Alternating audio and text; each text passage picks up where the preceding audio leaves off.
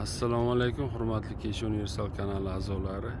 Sizlarga bugun mana Bursel M39 Xo'ja Xuroson chorrahasidan to'g'ri kirib kelishgan gaz zapravka Somon bozor furalar ustaxonasi. Mana bunaqa obyektimiz bor.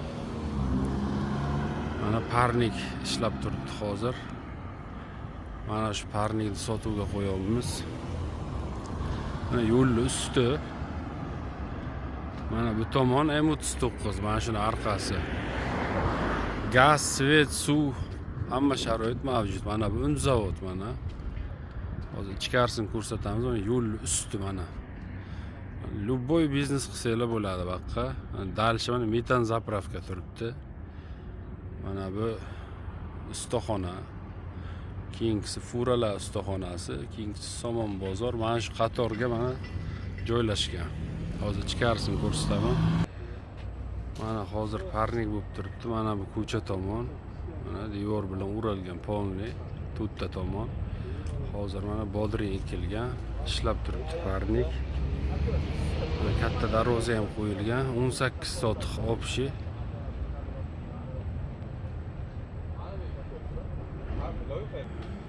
Mana bunday yomkislar qo'yilgan.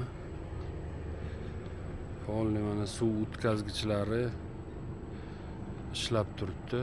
Arqa tomonga ham burchak qilib joy bor, mana ko'rinib turibdi. Maydon 18 sotix, yo'lni usti. Loyihaga hozircha parnik bo'lib turibdi. Uni o'zgartirib boshqa ish qilsa bo'ladi bemalol. Mana bu tomonda mana yo'lagi bor. Polni stяжка qilingan. Bu hozirgi holatiga prosta parnikka loyiha qilingan. Atak doimiy yerdiki. Doimiy mulk huquqi bor. Bu boshqa narsa qilsa bo'ladi. 18 sotix mana yo'l usti. 160 deyilyapti. Ozgina kelishayotgan joyi bo'ladi. Telefon qilsanglar gaplashamiz. Mana shunday yo'l ustidan joy oqtarib yurganlar tashlab qo'yasizlar. Mana bu mana M39. Mana shu do'nglikning orqasi M39 yo'li. Tepadan shunday ko'rinib turibdi. Podpisatsiya qilib like bosib qo'yinglar. Telefon qilsanglar gaplashamiz.